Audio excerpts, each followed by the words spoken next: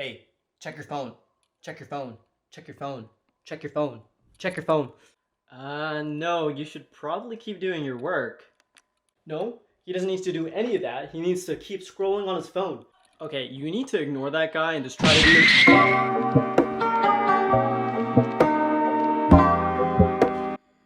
To put it plainly, I was addicted to social media.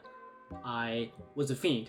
It would be countless hours of scrolling, and if you look here, you can see just how many times I was opening the app, the amount of screen time I was having, and for me, it just got out of control. First thing I would do when I wake up is check Instagram. I would go to the toilet and check Instagram. I would eat, have my phone out. I'll be checking through Snapchat and Instagram, going through everybody's story, and just trying to catch up and trying to feel like I was up to date with everyone. The main reason why I wanted to do this all in the first place was that I felt like my life was stagnating. At the start of this year, I wanted to do something that took me out of my comfort zone. The first few days were quite challenging. I had so much free time and I found that I was extremely bored. I'm pretty sure everyone knows what FOMO means, but that sense of FOMO was really crazy. I had these thoughts of maybe someone messaging me on Instagram and maybe I might miss them, and then I have to figure out how to think of some sort of excuse to get back to them after a month. So I think those were some of the concerns I had. And also I realized that I was using Instagram and social media to distract myself from myself, if that makes any sense. I couldn't really just sit and stew with my thoughts, so I needed that sense of relief by just scrolling through quickly through my different social media apps. And look, I'm not gonna lie, there were some times where I almost slipped up and kind of went into these familiar routines. I was almost treating LinkedIn like social media, and I think to a certain degree you can argue that, but I found myself trying to find ways to use all of that free time that I've just given myself by giving up all of the social media. Now, with all this free time, I found myself substituting the time that I would have spent on Instagram to other things, namely Reddit and YouTube, and I do think that it's less harmful because you're the one that is really curating the type of content that you want to watch. And I know with Instagram, you're more or less at the mercy of the algorithm.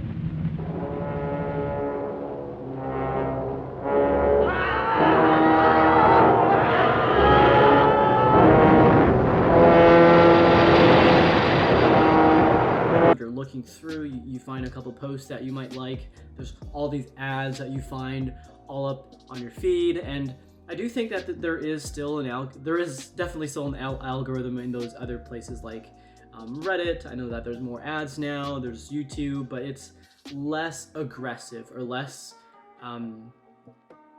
toxic, because I know at least with Instagram, it's just click, click, click. They want you to stay on the app as long as possible, but with YouTube, I'm the one that is choosing the videos, and there might be some interesting videos on the related feed. I know for myself, I've had late nights going through YouTube and going into the weirder parts of it. My point is, even though I was substituting this time with other stuff, I did find that it was a bit more productive in that I could reflect on some of these videos, think about how these videos apply to my life. What I meant to say was that I saw a lot of vloggers, and I felt like, and other YouTubers, I thought that I could do the same and try to make my own content as well. I didn't make that clear when I first recorded this. I had more time to explore things I normally wouldn't have. I had more time to do those chores or do those things that needed to be done, because back then I would just push them aside, maybe spend some time going through Instagram, getting distracted, and then finding myself 3 hours into a full scrolling session. So looking back at my calendar, I do think that I achieved quite a bit in the month of June compared to the first 5 months of the year. And I think that all has to do with me just shutting out the noise and really focusing on what I needed to do. The personas that people put on the internet are essentially the best versions of themselves and is more of a highlight reel. Yeah, people are posting pictures of when they're really happy. They're modifying those pictures to be better looking.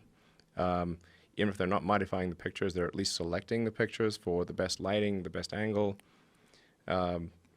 So people basically seem they're way better looking than they basically really are. Right. And they're way happier seeming than they really are.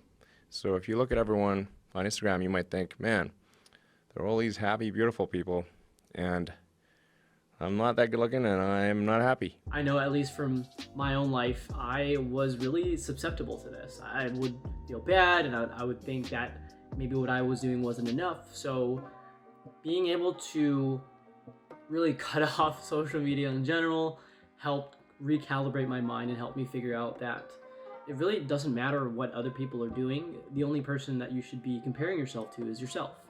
And even when I was using social media, I knew that. I knew that I shouldn't be comparing myself to other people, but I think maybe more on a subconscious level, I was still doing that. So really having that hard reset to really cut off social media in general really gave me the reset that I needed. I started to zone out a lot, and I don't think it's zoning out in a bad way. I really noticed that my mind was starting to wander and to think about things that I otherwise wouldn't have. And some of those things involved, what if I did this? What if I tried that? What can I do to improve this? I started to imagine myself in scenarios where, maybe I tried to further pursue this hobby, or maybe I tried to cut this out of my life. It really gave me a chance to process where I was and where I wanted to go. And I think being able to rid myself of that distraction of just scrolling through social media really brought in this wandering or this daydreaming back into my life. This thought really came up when I came across this video with Malcolm Gladwell. There's very little daydreaming time left. We used to daydream a lot. And You got your phone. back in the day, you daydreamed, now you have your phone. And daydreaming, I think, is insanely productive. Do you get a lot of ideas running? I mean, think things not through? directly, but I'm sure indirectly. I don't think you can be creative unless your mind has some kind of free time. I had all these ideas, and these ideas are unique to me because I'm not worried about what other people might think. These aren't ideas that are coming from other people on their posts, not a hashtag or anything like that. It's more so me coming up with these ideas and wanting to pursue them. And I think being able to have that and to reclaim some of that mental space and that mental real estate is really valuable to grow as a person. Now, one of these ideas that kept coming back to me was wanting to make YouTube videos. Even when I was young, I had a lot of trial and error working through Windows Movie Maker, and I managed to get some YouTube videos up on the internet, and I can look back and say that I was proud to put some of that stuff out there. But as I got older, I did still put stuff out there, but it was more so in a vlog or outdoors hiking type of format, and I think I wasn't really challenging myself when I was putting that stuff out there. I have come across all of these great YouTube channels throughout these past few years, and I think that I've always had this question in the back of my head: could I do this too? What do I have to talk about? And I think in the last 10 days, being able to daydream and to think about this stuff, this is what it's come to.